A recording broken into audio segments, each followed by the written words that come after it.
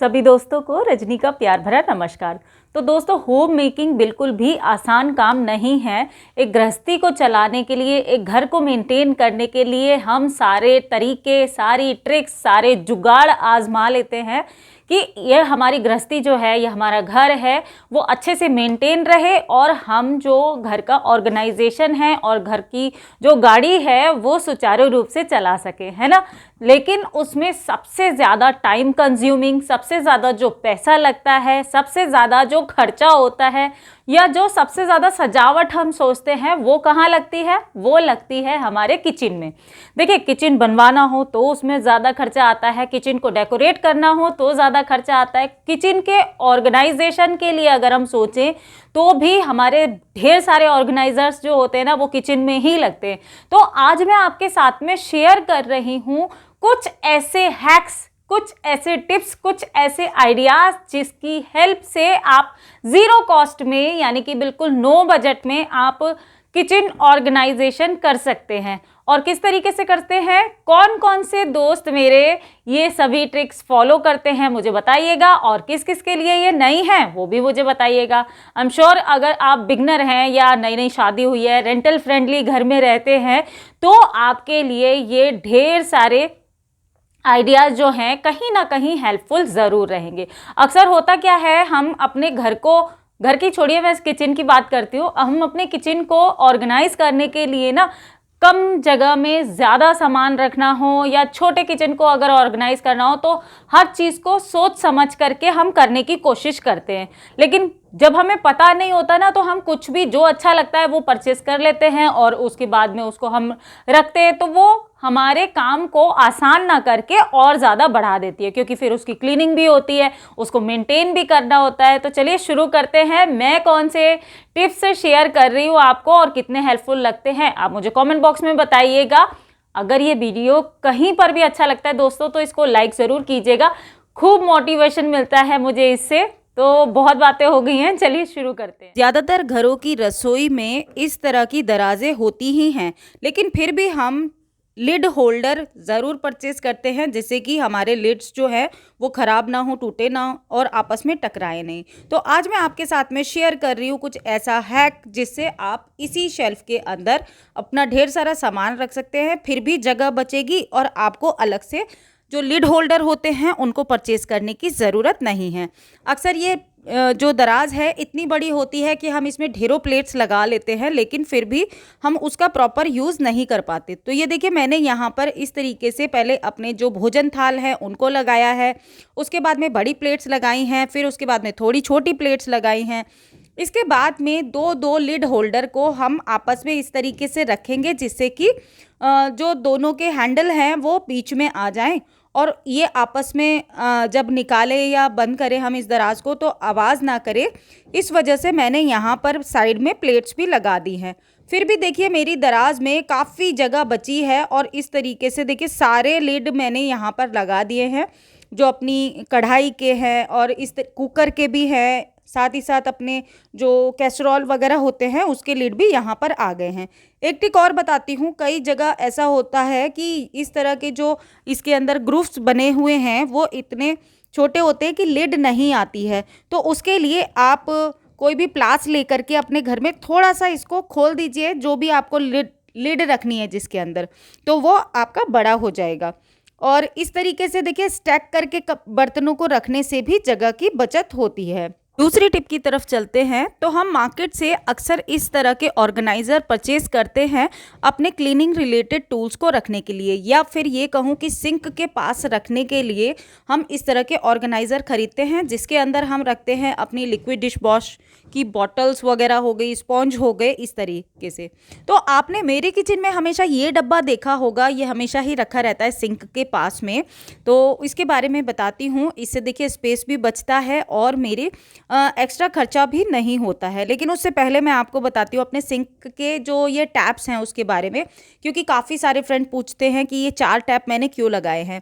तो ये पहला वाला टैप जो है इसमें हॉट वाटर आता है, सेकंड टैप में आता है मिक्स वाटर, इस वाले थर्ड टैप में आता है मेरा जो डायरेक्ट टंकी का पानी होता है वो, और फोर्थ वाले टैप में आता है डायरेक्ट पानी जो गवर्नमेंट की तरफ से सप्लाई होती है। तो ये तो रहे मेरे टैप्स की बात। तो आशा है आप सबको पता चल गया होगा। अब आती है मेरी इसकी बात कि मैं यहाँ पर ये डब्बा क्यों रखती हूँ। तो अलग से हमें ऑर्गेनाइज़र परचेज़ करने की ज़रूरत नहीं है। इस तरह के डब्बे हमारे पास अक्सर होते ही हैं। प्लास्टिक का कुछ भी जैसे बाहर से कुछ भी आता है तो प्लास्टिक के डब्बे आते हैं ना, तो इसमें देखिए मेरे सारे स्क्रबर रखे हुए हैं जिनको मैं वॉश करने के बाद में, ड्राई करने के बाद में दिन में एक बार तो मैं सुखाती हूँ और उसके बाद में इस तरीके से रख देती हूँ। तो क्या होता है, बिल्कुल सेफ़ रहते हैं मक्खी मच्छर वगैरह से भी, और मुझे कहीं से और अलग से ऑर्गेनाइज़र परचेज़ करने की ज़रूरत नहीं पड़ती है। तीसरे टिप की बात करते हैं। तो आपने मेरी किचन में इस तरीके के कप के अंदर देखे होंगे स्पून, फोक और नाइफ़, जिसमें मैंने लगाई हुई है एक शेल्फ़, और शेल्फ़ के ऊपर मैं इस तरीके से रखती हूँ। तो ये मेरी 2 चीज़ों का स्पेस घेर रही है। जैसे कि देखिए ये शेल्फ भी ऑक्यूपाई कर रही है और साथ ही साथ 3 तरह के कप मैंने यहाँ पर रखे हुए हैं, और ये चीज़ें जो हैं वो जगह भी ले रही हैं और साथ ही साथ उतनी देखने में सुंदर नहीं लग रही है। तो इसकी जगह मैंने परचेज किया इस तरीके का एक छुरी, कांटा और चम्मच के लिए इस तरह का स्टैंड, जिसके अंदर तीनों ही चीज़ें एक ही जगह हम आसानी से रख सकते हैं। बाय द वे मैंने आपके साथ में इसका DIY भी शेयर किया था। अगर आपने नहीं चेक किया है तो लिंक मैं आई बटन पर दूंगी, आप चेक ज़रूर कीजिएगा। बहुत ही यूज़फुल DIY था वो। तो इस तरीके से देखिए एक ही जगह पर सारी चीज़ें मैं रख दूंगी, जिसमें कि मेरे फोक्स आ गए हैं, स्पून्स आ गए हैं, मेरे जितने भी नाइफ्स आ गए हैं, लैडल्स वगैरह हैं, सब मैंने एक ही जगह रख दिए हैं। और ऐसे रखने से मेरी जगह का भी बचत हुई। 3 कप की जो हमने जगह घेर रखी थी वो 3 कप भी मेरे फ्री हो गए हैं। इस तरीके से ये जो मेरा शेल्फ था ये भी फ्री हो गया है, जिसको मैं किसी और चीज़ में यूज़ करती हूँ। ऐसी चीज़ें ऑर्गेनाइज भी हो गई और हैंडी भी हो गई हैं, जब चाहे हम ले सकते हैं। नेक्स्ट मैं बात करूँगी ऑर्गेनाइजर्स की। अक्सर हम मार्केट से ऑर्गेनाइजर्स खरीदते हैं अपनी किचन को सजाने के लिए, ऑर्गेनाइज करने के लिए, लेकिन बहुत बार ऐसा होता है कि हम ऑर्गेनाइजर परचेज करने के बाद में हमें फील होता है कि ये हमारे लिए उतना यूज़फुल नहीं रहा है। क्योंकि जब भी ऑर्गेनाइज़र, जैसे कि मैंने भी ये वाइट वाला ऑर्गेनाइज़र ख़रीदा था तो मुझे लगा था काफ़ी यूज़फुल रहेगा, लेकिन ये एक तो इसकी क्वालिटी मुझे उतनी पसंद नहीं आई। दूसरी चीज़ ये भी कि इसको हम यूज़ तो कर सकते हैं मल्टीपल तरीके से, लेकिन ये इसकी क्वालिटी की इशू है। तो कहने का मतलब ये है कि कभी भी आप ऑर्गेनाइज़र परचेज़ करें तो मल्टीपल यूज़ सोचने के बाद में और मल्टीपल यूज़ देखने के बाद ही उसको परचेज़ करें। जैसे कि ये वाला ऑर्गेनाइज़र, ग्रीन वाला आप बास्केट जो देख रहे हैं ना, ये मैंने अपना चार्जिंग स्टेशन बनाया हुआ है। इसके अंदर से मैं जितने भी चार्जर्स हैं वहाँ रखे हुए हैं। जब मंदिर जाना होता है या फूल चुनने के लिए जाना होता है तो इस बास्केट का यूज़ कर सकती हूँ, और मंदिर के लिए भी यूज़ कर सकती हूँ। इसके अलावा चार्जर्स तो रखे हुए ही हैं। और दूसरी शेल्फ़ की मैं बात करूँ, ये वाली शेल्फ़, हालांकि इसकी क्वालिटी तो इतनी अच्छी नहीं है, लेकिन इसको मैं मल्टीपल तरीके से यूज़ कर सकती हूँ। जैसे कि बाथरूम में यूज़ कर सकती हूँ, किचन में यूज़ कर सकती हूँ, लॉन्ड्री एरिया में मैं इसको रख सकती हूँ, जहाँ पर मैं अपने जितने भी लिक्विड डिटर्जेंट वगैरह हैं या चीज़ें हैं वो सब रख सकती हूँ।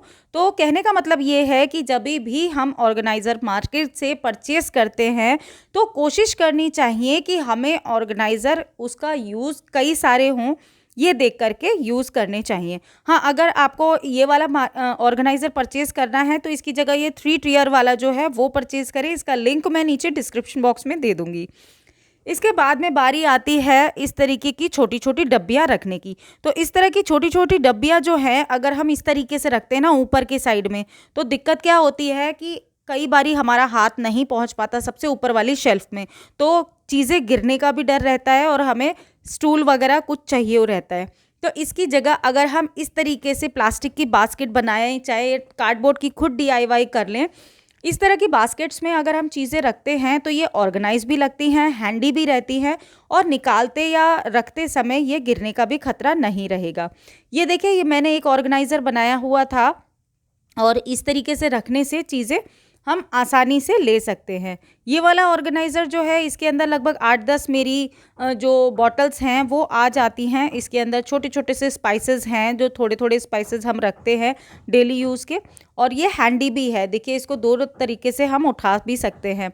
तो इस तरह की DIY कर सकते हैं, या मार्केट से परचेज़ करते हैं वो भी कर सकते हैं। लेकिन मैं तो आपको यही सजेस्ट करूंगी कि जो चीज़ हम खुद बना सकते हैं उसके लिए पैसा खर्च करने का कोई पॉइंट मुझे समझ में नहीं आता है। तो आपने अगर देखा होगा तो मेरी किचन में ढेर सारे ऑर्गेनाइज़र हैं, और मेरे घर में ढेर सारे ऑर्गेनाइज़र हैं जो मैंने खुद ही बनाए हुए हैं।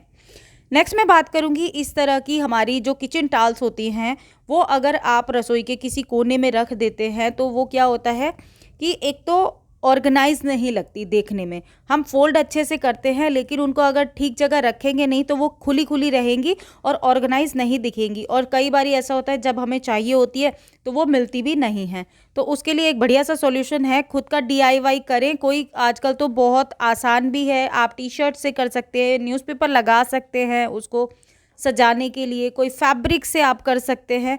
इस तरीके से ऑर्गेनाइज़र बनाइए और उनको अच्छे से फोल्ड करके, इस तरीके से फोल्ड करके अगर हम रखते हैं तो छोटी जगह में भी ढेर सारा सामान हम रख सकते हैं। और देखिए, इस तरीके से ऑर्गेनाइज़ करेंगे तो पैसे की भी बचत हो रही है हमारी, अलग से कोई चीज़ भी नहीं परचेज़ करनी पड़ी, पुरानी चीज़ें भी रिसाइकल हो गई और हमारा सामान भी ऑर्गेनाइज हो गया।